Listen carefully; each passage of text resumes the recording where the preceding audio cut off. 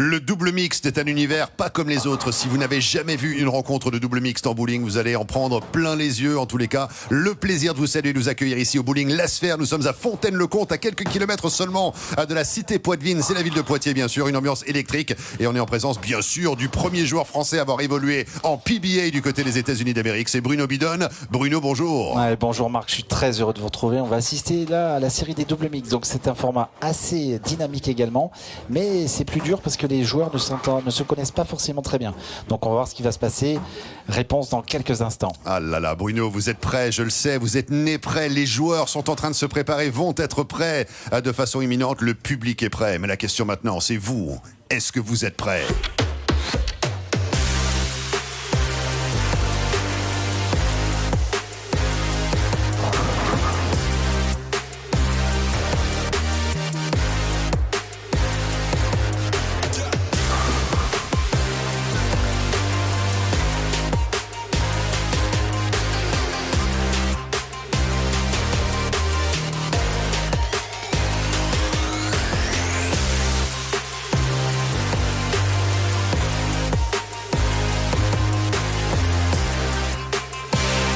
Le double mixte avec ce contexte différent parce qu'on a évidemment un homme et une femme qui jouent ensemble. C'est le concept et c'est le principe des sports mixtes tout simplement. Et là, Ambiel Manning face à Roger Sédebourg. Bruno, comment est-ce qu'on analyse cette confrontation? Vous le disiez en introduction, certains des joueurs ne se connaissent pas très bien, donc ça va être un peu option découverte durant cette rencontre. Exactement, donc là on a deux doubles mixtes et pour ne pas dire de bêtises, je pense qu'ils ne se connaissaient pas avant ce tour. Donc ça a une importance quand vous ne connaissez pas votre partenaire de double, puisque il est évident que quand vous avez des familiarités, c'est plus facile de faire des tactiques de jeu. Là, c'est chacun va jouer le mieux possible et ça va être l'équipe la plus homogène qui va sûrement l'emporter. L'homogénéité, on va suivre ça attentivement alors que les joueurs et les joueuses terminent effectivement les différentes boules d'essai. Ces deux frames. Oui, alors là on a 30 encore de temps restant. Alors là Mike et Emily, donc Mike le néerlandais et Emily Rogers l'anglaise face à ce jeune joueur Araignée Ambiel, excusez-moi, et Becca Manning. Alors effectivement, Mike Debourg qui faisait partie du collectif aux côtés de Phil the Machine Manning qui avait perdu face à Joey Crook et Araignée Ambiel justement en demi-finale de l'épreuve par équipe masculine. Alors l'arbitre Philippe Sionville, est près des joueurs et des joueuses. Je ne sais pas pourquoi, je suis en train de regarder ce qui se passe. C'est monsieur l'arbitre, qu'on voit à l'image ici. Philippe Sionville, voilà. Et je ne sais pas ce qu'il a demandé. Est-ce qu'il a fait un check ball? C'est vrai qu'on ne peut pas tout entendre avec nos micro-casques. On n'entend pas les conversations forcément qui se déroulent derrière. Ah, je crois qu'ils ont décidé de l'ordre de jeu, bien évidemment. Et donc, on le reste. C'est la paire Emily Rogers, Mike Debour, excusez-moi. Debour, avec l'accent. On essaye. Marc, et qui attaque alors. On l'a croisé à l'hôtel, il nous a fait un cours sur la prononciation de son nom hier. D'accord. J'ai pas de mérite. Oh, quel démarrage! Super boule d'Emily. Alors, Emily Rogers sur le toit de l'univers dès le début avec ce strike. L'anglaise, qui est une jeune joueuse, elle est venue en famille avec sa sœur et sa maman. Et c'est Emily qui a le mieux joué. On la retrouvera aussi dans d'autres formats sur ce Bowling Promotion Tour. Becca Manning. Becca Manning qu'on avait déjà vu en action un petit peu plus tôt également du côté de l'épreuve double femme. Elle était aux côtés de Charlie-Anne Burtle-Williams. Elles ont fait une belle équipe. Et Becca Manning qui a un style assez classique, mais qui est très précise. Et elle laisse la 10. Le gendarme. Le gendarme des droitiers. S'il y a des gendarmes, où sont les voleurs, Bruno? Je ne sais pas. Ils sont peut-être sur les pistes, Marc. On va voir. Possible. Ce sont peut-être les 7 flèches qu'on peut apercevoir. Alors là, il n'y a pas eu de pin action, comme on dit. Vous avez vu, les quilles étaient un peu fatiguées, comme on dit. Elles n'ont pas réussi à aller chercher la quille 10. Becca qui va jouer le spare. Alors petite nouveauté cette année pour cette saison 2024-2025, nous avons le compteur. Les joueurs ont 30 secondes pour libérer la boule. Et là je le vois à droite de Becca, elle est largement dans les temps puisqu'il lui reste 18 secondes. Je vois que vous êtes inspiré de la NBA et son fameux shot clock. Superbe le spare qui est assuré. On limite la casse évidemment. Exact Marc, c'est exactement comme la NBA. Et ce qui est important de dire... En toute modestie. Oui, mais non mais c'est-à-dire que c'est important parce que vous savez que vous avez des joueurs qui aiment bien aller au maximum du temps. et ça peut déconcentrer l'adversaire. Donc c'est tout ça, ce sont des questions de stratégie mises en place par les différents acteurs de ces rencontres. Mike De Boer, le néerlandais, avec ce style à deux mains. L'action qu'il génère sur la boule également extrêmement impressionnante, et ce strike l'est tout autant. Ouais, super boule de Mike. Alors, premier point, Bruno, je me permets, parce qu'on a souvent des personnes qui ne connaissent pas forcément la discipline, qui regardent pour la première fois. Là, on a vu qu'il y a 2 strikes réalisés de manière consécutive, et on se dit un strike c'est 10 points, alors 2 fois 10 ça fait 20, et là pourtant il y a marqué 30 au tableau. Alors tout à fait, parce que la première boule on compte 20 puisqu'il y a 2 strikes, et en fait on additionne encore 10 qui sont en prévision de la prochaine boule. Donc en fait, il est déjà à 30. Mais alors là, strike, le strike, Brooklyn strike de Arénuy en bielle. Alors pour terminer l'aspect comptabilité, si vous voulez, plus vous enchaînez strike, plus vous allez faire de score. Et on les compte par paquet de 3. Donc un triplé, ça fait 30 à la première frappe. Et si vous quadruplez, ça fait 60.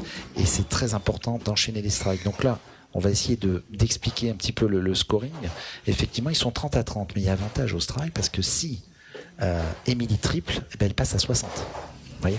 Donc elle prend 20 points. Et va-t-elle le mettre ? Aïe, il y en a 2 qui restent debout cette fois-ci. Ouais, elle n'a pas fait. Donc bon, ils vont avoir un avantage d'une dizaine de quilles. La 6 et la 10. Qui est normalement un spare très facile pour des joueurs de ce niveau. Ça pose pas de problème, hein, c'est pas un split. On rentre sur la 6 et la 6 couche la 10, hein, finalement c'est le principe. C'est ça, ouais, c'est le principe.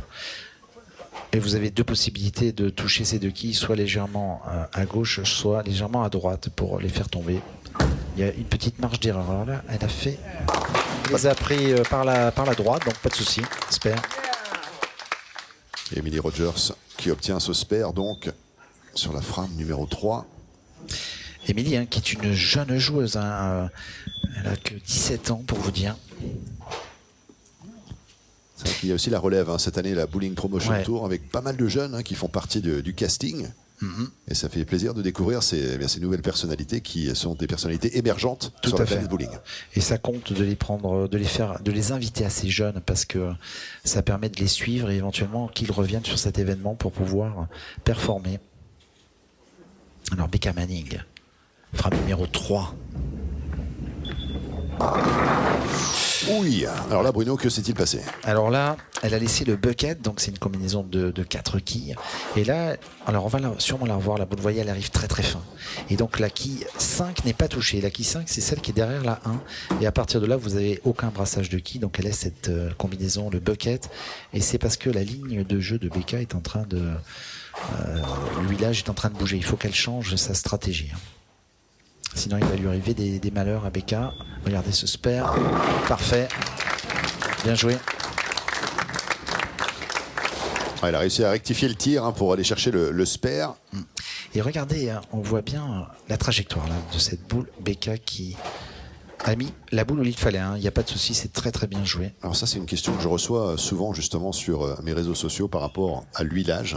Bruno, vous allez nous répondre tout de suite. Combien de fois est-ce qu'on applique l'huile sur une piste pendant une compétition à la Bowling Promotion Tour? Alors, je vais répondre après ce Mike De Boer strike. Je vais répondre après ce super strike de Mike. En fait, là, sur les formats d'équipe double, nous avons rehuilé après 12 parties. Donc, toutes les 12 parties, on refait les pistes. C'est comme si au patinage, on refait la glace. Bien sûr. Ça permet de refaire la piste à zéro et de pouvoir avoir une piste parfaitement fraîche. Et du coup là les joueurs et les joueuses, superbe. Ouais, ils évoluent sur des pistes qui commencent à avoir du trafic. On appelle ça le trafic en village. D'ailleurs, au niveau des caméras, vous allez voir qu'on peut le voir. On voit les traînées. On commence à les voir. Et c'est-à-dire que l'huile se creuse en tête de piste et est amenée en profondeur. Donc, on va le voir sur certaines caméras. Je pense certains angles. Je vous dirai, on regardera ça. Emily Rogers, la gauchère, avec cette libération de boule. Oh, il y en a 2 qui restent debout. Encore 6-10, Marc. Hein. Oui.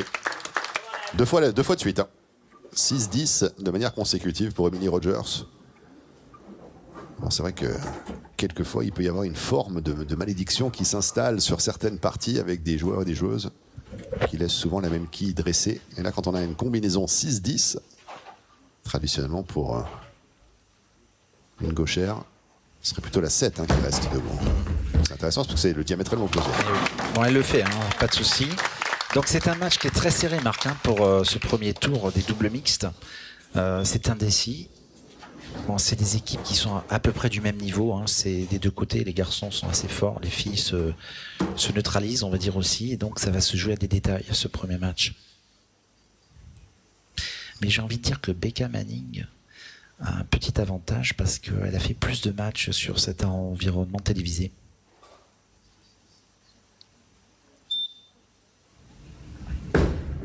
Ouais, ça a l'air d'être bien joué encore. Ouais, c'est une belle amorce. Ouh, bien joué, mais malheureusement la finition.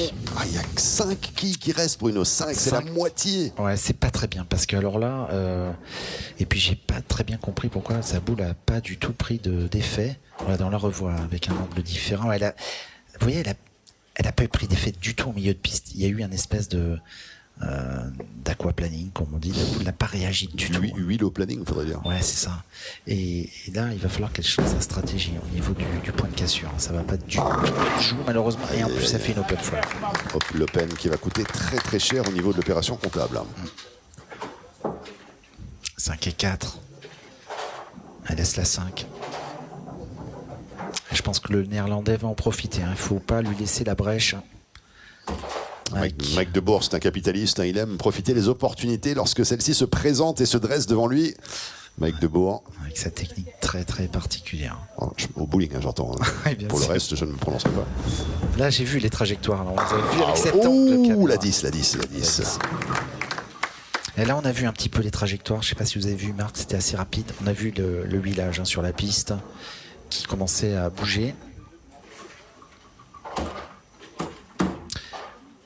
Mike, avec sa réaction. Il est assez... il n'est pas trop dans l'émotion, hein, ce joueur. Allez, c'est parti pour le spare. C'est parti pour le spare. Spare assuré. Très très bien arrivé. Hein, pour Mike. Et donc, ils ont un bel avantage hein, d'une vingtaine de quilles déjà, à mi-parcours. Mais il aurait pu avoir un peu plus, hein, c'est vrai. Avec un strike. 2 spares consécutifs, 5e et 6e frame du côté de cette équipe. Mike et Emily. Ça bascule pour Arinui avec ce style à 2 mains qu'on affectionne. C'est toujours impressionnant. Alors celles et ceux qui découvrent le bowling sont régulièrement impressionnés par cette action qui consiste à ramener évidemment la boule avec ses 2 mains. Le strike, ouais. Laurent Biel. Alors là, ce strike, j'aimerais bien le revoir parce que il est arrivé pleine tête, ce strike. Regardez. Merci à la Real de nous remettre cette action. Regardez bien, Marc. Il est pleine tête et il est très chanceux. Il n'aurait jamais dû le faire. Sur la dernière qui tombe. Regardez la 10 qui reste debout. Et hop, elle passe dans la rigole et boum. Ah, il a bien fait de le prendre. Bien sûr. Alors la réponse d'Emily Rogers. Elle nous laisse la quille 6 une nouvelle fois. Alors, Emily, son problème technique, c'est qu'il lui manque un petit peu de vitesse, si vous voulez. Donc, elle a un jeu assez simple, assez fluide, mais il lui manque un peu de vitesse pour avoir un impact plus important. Et c'est pour ça que si elle n'est pas au bon endroit, elle n'a pas de petits retours de quilles. Les quilles ont moins de mouvement entre elles et ça la pénalise. Allez, il faut qu'elle fasse ce spare pour rester au contact. Pas de problème. Alors un point sur le matériel, Bruno, parce qu'on parle régulièrement de boule de strike, boule de spare, on parlait des matériaux, on évoque régulièrement que la boule de spare est en plastique. Alors qu'est-ce qu'on a comme matériaux possibles pour des boules de bowling? Alors on a plusieurs coques, effectivement, Marc. On a les coques réactives, nous avons les coques uréthane et nous avons les coques en plastique. Donc dans les matières réactives, il y a plusieurs gammes de boules. Et aujourd'hui, par exemple, Kenny Bio, qui est un grand champion, utilise des boules uréthane. Alors, il y a des polémiques, puisqu'aux États-Unis, cette boule n'est plus autorisée sur le circuit pro, la boule uréthane. Et on pourra en parler plus tard. Et les boules que nous voyons actuellement à l'image sont souvent des réactives, donc des boules que nous avons souvent sur le marché. Ce sont des boules qui prennent un peu plus l'effet. Des boules uréthane, par contre, c'est des boules qui prennent moins l'effet, mais qui sont plus régulières sur la piste. Donc voilà, c'est un compromis entre les deux. Il faut choisir sa stratégie avant d'entamer un tournoi. Et là, Becca Manning, malheureusement, est arrivée un peu serrée. Elle nous laisse cette quille numéro 3. La 3 avec un spare potentiel sur la 7e frame. Celle qui nous vient du Yorkshire, c'est le nord de l'Angleterre. Et le spare est là. Super. Et elle est venue avec son mari d'ailleurs, Philippe Manning. Un couple dans la vie et sur les pistes, et il y en a de plus en plus. Ça facilite tout un tas de négociations. C'est plus simple. C'est sûr. J'imagine qu'à votre époque, chérie, je pars aux États-Unis pendant 6 mois, c'est un peu plus compliqué. C'était beaucoup plus compliqué. Allez, Mike. Mike Debourg. Donc ils ont toujours 18 quilles d'avance pour le moment. Et Mike est en train d'envoyer quelque chose. Malheureusement, il nous laisse la 10. Il est régulier, hein, ce joueur. Ah, c'est Phil qui envoie des bisous à sa femme. C'est l'amour. Mais l'amour véritable ou le véritable amour? Je ne sais pas. Ouais. On vient de le voir, c'est sympa. C'est très classe. Il n'est pas dans la zone des spectateurs. Phil de machine. Il est dans une zone toute particulière où il a le privilège et le plaisir de pouvoir envoyer des bisous à sa femme. Ça, c'est quand même la classe. C'est quand même la classe. Hein. Je ne sais pas si votre femme vous enverra des bisous tout à l'heure. Ça va être difficile parce que là où elle est positionnée, ça sera plus dur. Alors, le spare, il ne faut pas la rater, Mike. Ouais, bien sûr. Mike Debourg. Rémi maintenant avec une belle opportunité aussi. 8e frame, on se rapproche du money time. 155 points déjà. Du côté de Mike et Emily. Stat intéressante, Marc, hein, sur les spares. On l'a vu 62 à 46. J'adore ce style. Il a changé.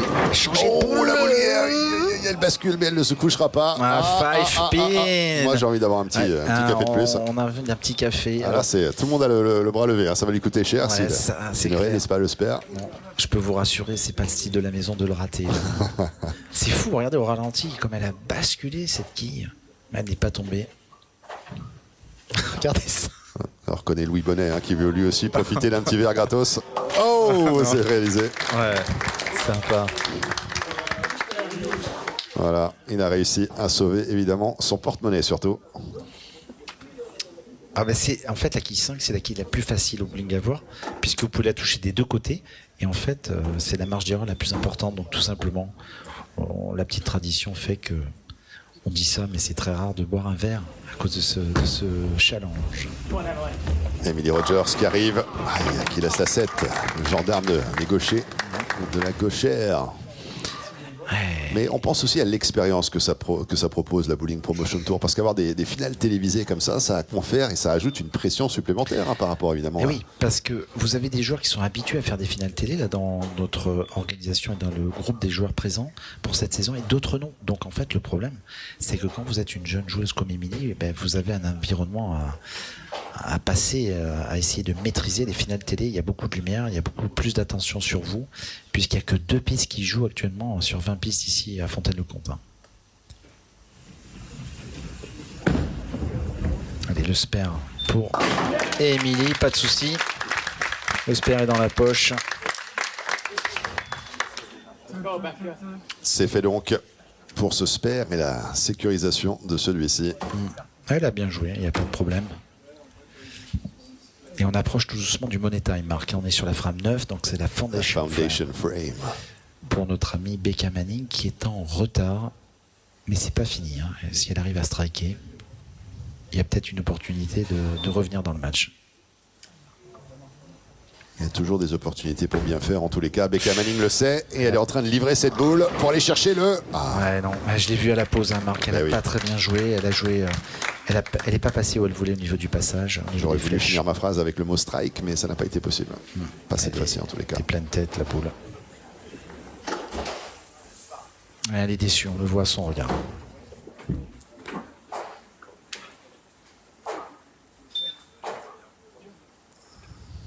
Becca Manning pour le spare. Donc là finalement c'est une vraie bataille de spare dans cette rencontre.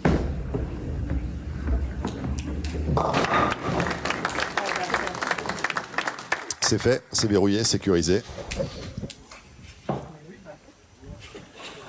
Alors on va faire un petit point score avant la frame 10. Donc possibilité des deux côtés. Donc 174-155, nous avons 19 quilles d'avance.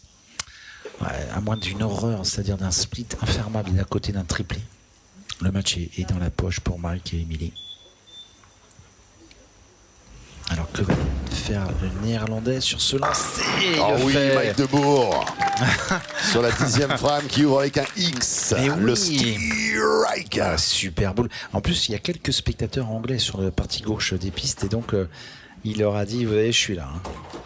Regardez sur ce plan, Marc, on voit bien l'évolution de lui. Là, on le voyait avec la caméra. Avec sa boule de strike, on voit aussi l'effet qu'il confère à chaque fois Avec ce côté un petit peu multiple, plusieurs couleurs.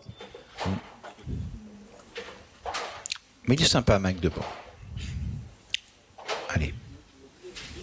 Ah, superbe. C'est bien, je sais bien jouer. Oh, l'apport en pleine poche. Et là, évidemment, les quilles se couchent tout de suite pour aller chercher un deuxième strike d'affilée. Il y a le rien 203, à le dire. public qui félicite Mike Debour, le néerlandais. À la lisière donc de cette troisième boule, s'agira-t-il d'un troisième strike réalisé de manière consécutive pour sceller l'affaire, verrouiller et lever de la victoire et se propulser peut-être pour la suite dans cette épreuve par équipe mixte. Mike Debour, le public lui-même a généré cette émanation de décibels qui va porter le néerlandais sur la libération de cette dernière boule. Et oh, et elle y va. Aïe, non. aïe, aïe, non. 9 pour finir, mais quelle boule.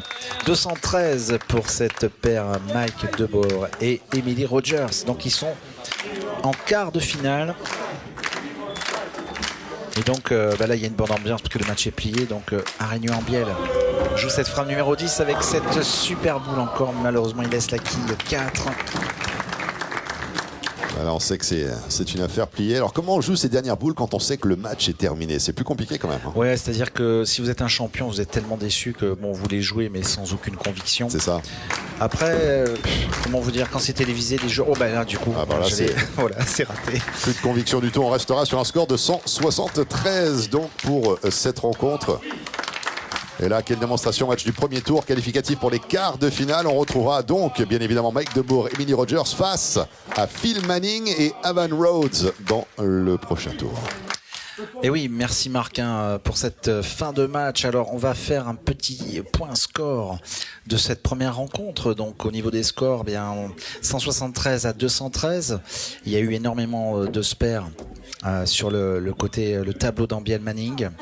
On va voir sûrement les stats qui vont être un petit peu plus parlantes. Donc, au niveau des stats, 173 à 213, donc nous avons 5 strikes pour Mike Debour et Emily Rogers face à 3, 6 pairs contre 5, toujours pour la même équipe, mais ce qui a fait aussi la différence, c'est les 2 erreurs de Ambiel Manning face à seulement une. Donc 213 à 173, on se retrouve très très vite et je laisse Marc en interview. Mais laissez-moi, Bruno, merci beaucoup en tous les cas pour la passation à côté de Becca Manning qui va nous contextualiser un petit peu tout ça, nous donner son sentiment sur la fin de cette rencontre. Becca, some games are strike games, some games are spare games. 6 spares versus 5. This one was all about the spare. Absolutely, yeah. I'm happy with the way that I bowled. The lanes were really, really hard out there, so I just had to make sure that I was sparing. I did miss a spare quite early on in the game, but I feel like my spare game was good and it got us through the match. It just wasn't enough, unfortunately. But no, I'm happy with how we bowled together. Aaron Nui was great on the lanes. He's going to do well. He's going to do really well. But yeah, no, happy with how it's gone today. Happy for the team that beat us, and yeah, we're all friends. Happiness across the board. Absolutely. Becca nous dit effectivement, il y a quelques rencontres qui sont des rencontres de strike, des rencontres de spare. Là, c'était clairement une rencontre qui s'est jouée et qui a été décidée par les spares. 6 d'un côté, 5 de l'autre. Mais Becca, néanmoins très satisfaite de finalement de la cohésion de groupe, du collectif, comment celui-ci a fonctionné. Très heureuse également pour ses adversaires et la suite qu'ils vont pouvoir nous proposer à l'occasion de ce tournoi.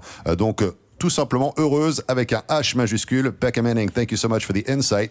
As we get ready to welcome now for the winning team, Emily Rogers joining us here for the reaction. Emily, le plaisir d'accueillir bien l'une des représentantes de l'équipe qui a gagné, Emily Rogers. Emily, just a quick reaction here. So Becca was saying the lanes are very difficult to play. How was the experience for you out there? I found with lane 5 is a lot different to lane 6 because when I was playing the doubles with the girls, lane 6 played so much different and lane 5 is definitely a lot easier. But obviously I'm playing on lane 6 now, so we'll see how that goes. But yeah, they're quite tough, especially now that all the traction's been down and all the lanes are changing. Obviously on the left it's a bit different. But yeah, it's tough, okay. But it's good. Voilà, Emily Rogers réagit par rapport à ce que disait Becca sur la dureté des lignes et des pistes, hein, que quelques pistes sont compliquées à appréhender, la 5 contre la 6. On a vu du côté de la piste 5 un petit peu plus tôt dans ce tournoi qui avait plus de facilité. Aujourd'hui, ça semble s'équilibrer un petit peu. Emily, on rappelle, elle est gauchère, elle libère la boule de la main gauche, donc forcément il y a un autre paramètre à intégrer. Emily, we're going to see more of you in the very near future. Indeed, we're getting ready for the next matchup coming up momentarily as well. Just the state of mind and the group cohesion, how are things working out between yourself and your partner? It's quite good. We get along quite well, and obviously the scores, we're both picking up as much as we can with the spares and striking as much as possible, obviously, but we're working quite well together, I think, so it's going well. Voilà, tout se passe bien avec le coéquipier Mike Debourg, évidemment, tout se passe bien. C'est une rencontre de spares là aussi. Emily, just maybe a quick word. Some games are about striking, some games are about the spares. That last matchup was all about the spares. Definitely about the spares. If we hadn't spared, they could have had a chance to pick up and beat us, but obviously we kept sparing and it gave us the win over them because I think Becca missed one pin and that could have been the make or break for either team. So. Voilà, quelquefois, ce sont les spares qui font la différence. Il y a eu cette open laissée par Becca également, donc on a pu capitaliser et profiter de cette occasion et de cette opportunité. Thank you so much, Emily. Good luck for the match that lies ahead. Voilà, Bruno, un petit peu la température qui règne ici du côté d'Emily Rogers, qu'on retrouvera pour la suite de ce tournoi. Ça sera en quart de finale du côté du double mixte, Bruno. Et oui, Marc, effectivement. Donc là, on va assister à une super rencontre à suivre. Donc, Avan Rode associé à Philippe Manning face à Mike Deboer et Emily Rogers. Voilà, donc à très très vite pour la suite des opérations ici à Fontaine-le-Comte. Le rendez-vous est pris, Bruno, on se quitte là-dessus et on se donne rendez-vous la prochaine fois pour de nouvelles aventures sur la planète bowling. À très vite.